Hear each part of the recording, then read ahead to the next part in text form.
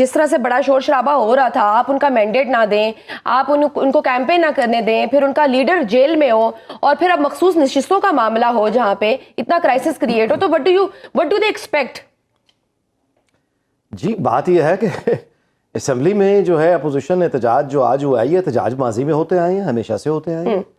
مثال کے طور پہ 1990 میں جب اسمبلی بنی تو پیپلز پارٹی کا خیال تھا کہ غلام اسحاق خان نے ان کے سے بڑی زیادتی کی ہے, تو جب وہ تقریر کرنے آتے تھے تو پیپلز پارٹی بالکل پورے طاقت سے ان کو اپوز کرتی تھی. اس کے بعد پھر فاروق لغاری صدر ہوئے تو میں نے آپ سے بہت ان کو شدت کے اپوزیشن کا. پرویز مشرف نے جو اسمبلی خود بنائی 2002 میں, وہ وہاں خطاب کرنے نہیں آیا کرتے تھے کہ بدتمیز لوگ ہیں. تو یہ تو ایک مطلب اس میں کوئی نئی بات نہیں ہے. اپوزیشن جو ہے وہ ظاہر ہے ان کو تکلیف ہے, ان کی سب سے پہلی تکلیف تو عام طور پہ ہمارے ہاں جو پارٹی بھی اپوزیشن میں جاتی ہے اس کی وہ یہی شکایتیں ملتی جلتی لے کے جاتی ہے کہ الیکشن میں دھاندلی ہوئی ہے, اس کے ساتھ بڑی زیادتی کی گئی ہے, اور عوام کے حقوق پہ ڈاکہ ڈالا گیا, اور اس کا فلاں شخص جو ہے جس کو یہاں پہ ہونا چاہیے تھا وہ جیل میں ہے, یا وہ یہ ایک ہی طرح کے مٹیریل ہے.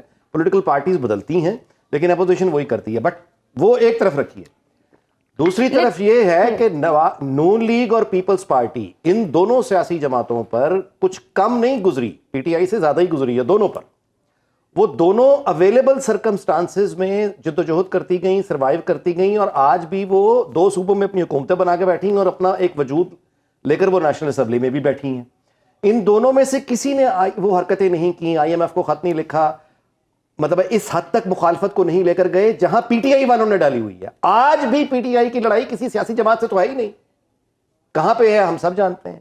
میں اس کو اپنی بات کا اختتام سیریل المیڈا کے ایک ٹویٹ پہ کروں گا جو آج آئی ایم ایف کو خط لکھنے کے معاملے میں اس نے کیا. ایک تو یہ کہ اس نے کہا کہ یہ تو میننگ لیس ہے, یعنی اس کا کچھ ہونا نہیں ہے, which makes it more idiotic, کہ آپ ایک ایسی پالیٹکس کر رہے ہیں جس کا ملنا تو آپ کو کچھ نہیں ہے, لیکن نفرت وہ جہاں جن کوارٹرز میں جانی ہے کہ ڈیفالٹ کا جن کو پتا ہے کہ ڈیفالٹ ہونے کا مطلب کیا ہے, ان لوگوں کو آپ اپنے خلاف کر رہے ہیں بلا وجہ. تو یہ ایک جذباتی پن ہے, اس جذباتی پن کے ساتھ ہمیں اب رہنا ہے.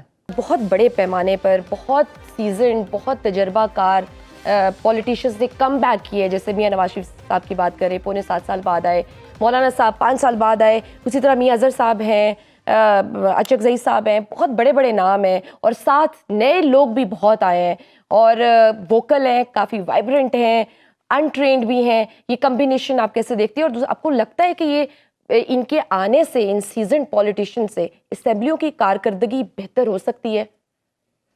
جی میں آپ سے گزارش کروں کہ اس وقت ایک تو خیر پوری دنیا ہی ایک لہر میں ہے, اور اسپیشلی کووڈ کے بعد ایک امیر اور غریب کی لڑائی ہے, ہمیشہ سے یہی رہی ہے. یہ کبھی شدت اختیار کرتی ہے, کبھی دھیمی پڑ جاتی ہے, نارمل ہو جاتی ہے.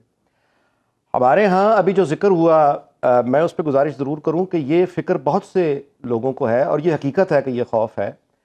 برطانیہ میں جو یہ نو ٹیکسیشن وداؤٹ ریپرزنٹیشن ہے, یہ ظاہر ہے کہ اوور نائٹ نہیں ہوا. وہ پھر راستے جو ہیں وہ کوئی اتنے حسین اور کشادہ راستے نہیں تھے جن پہ چل کے وہ سب کچھ ان کو ملا, بلکہ ایک وقت تو ایسا آیا کہ فوج کے 2 دھڑے ہو گئے. آکسفورڈ جو ہے وہ ایک کیپٹل ڈکلیئر ہو گیا, لندن دوسرا ہو گیا, آپس میں مطلب ہے بہت جنگیں ہوئیں. امریکہ جو ہے وہ ظاہر ہے کہ جب انہوں نے نو ٹیکسیشن وداؤٹ ریپرزنٹیشن جب انہوں نے شروع کیا, جس کو امریکن ریولوشن کہتے ہیں, تو اس کے بعد پھر وہ آزاد ہو گیا. وہ بھی ایک لڑائی تھی. فرینچ ریولوشن جو ہے یہ ان کی ٹرم نہیں تھی کیونکہ وہ تو انگریزی نہیں بولتے تھے.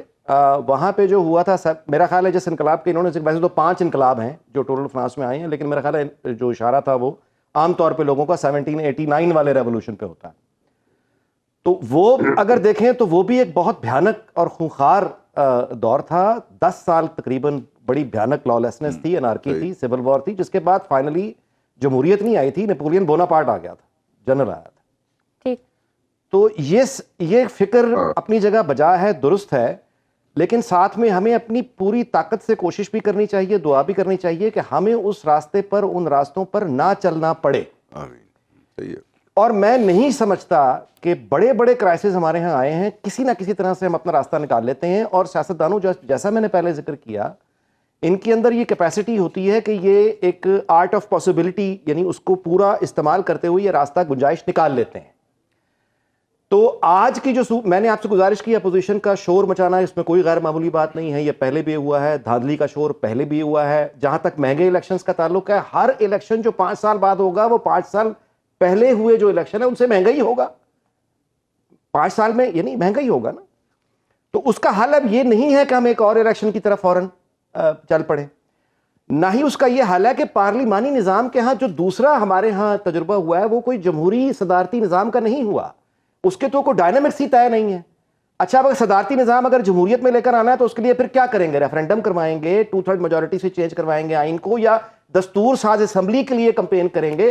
دستور ساز اسمبلی اگر بنے گی تو پھر یہ موجودہ اسمبلی کہاں جائے گی؟ کیا منتخب اسمبلی ہی دستور ساز اسمبلی کا روپ اختیار کرے گی؟ یہ سینکڑوں سوال کھڑے ہو جاتے ہیں۔ اس کا مطلب ہے کہ یہ جمہوری صدارتی نظام کی تو بحث ہی نہیں ہے، یہ وہ صدارتی نظام ہے جو جنرل ضیاء الحق کا یا جنرل پرویز مشرف کا تھا۔ تو اگر اس صدارتی نظام کی طرف جانا ہے تو میری گزارش یہ ہے کہ نہ تو اس کو 2/3 میجورٹی روک سکتی ہے، نہ اس کو پہلے کوئی روک سکا۔ اگر وہ آنا ہے تو وہ تو کبھی بھی، یعنی اگر وہ ابھی تک نہیں آیا تو میں اس کی وجہ یہ نہیں سمجھتا کہ ان میں ایسا کرنے کی طاقت نہیں ہے، یا وہ بیٹھے ایسے کر کے دیکھ رہے ہیں، انتظار کر رہے ہیں کہ اچھا یہ ہو جائے گا تو پھر ہم آ جائیں گے۔ وہ آخری حد تک موقع دیں گے۔ میرا نہیں خیال کہ ان کا کوئی بھی انٹرسٹ اس طرح سے ٹیک اوور میں، کئی موقع آ چکے ہیں 9 مئی سے آپ شروع کریں آج تک، میرا نہیں خیال۔ اور جہاں تک سیاست دانوں کا معاملہ، اس وقت جو پارٹیز بیٹھی ہیں، یقین کیجئے کہ یہ بہت سیزنڈ لوگ ہیں۔ اس وقت قیادت جن لوگوں کے پاس، آپ ان سے ایگری کریں ڈس ایگری کریں، یہ جانتے ہیں پاور پالیٹکس کیا ہوتی ہے، پاور کوریڈورز کیا ہوتے ہیں، اکانومی کیا ہے، انٹرنیشنل کمیونٹی کیا ہے، ان لوگوں نے ڈیل کیا ہوا ہے۔ So let's make them our best hope. ہم ان کے لیے، یعنی آپ کو لگتا ہے کہ بہتر پرفارم کر سکتے ہیں؟ کریں گے، ہمیں اس خواہش کا اظہار کرنا چاہیے اور ہمیں اس کی کوشش کرنی چاہیے۔